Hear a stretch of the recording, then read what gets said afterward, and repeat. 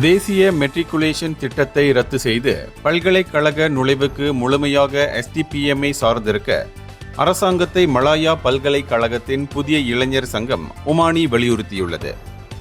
இதுகுறித்து அந்த அமைப்பின் தலைவர் தங் ஈச வெளியிட்ட அறிக்கை தொடர்பாக காவல்துறையினர் தொடர்புடைய தரப்பினரை அழைப்பார்கள் என்று காவல்துறை தலைவர் டத்தோஸ்ரீ முகமது காலித் இஸ்மாயில் கூறினார்.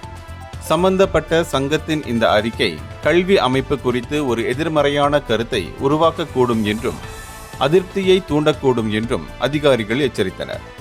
இது தொடர்பாக பொதுமக்களிடமிருந்து 5 புகார்கள் பெறப்பட்டுள்ளது என்று காவல்துறை தெரிவித்துள்ளது.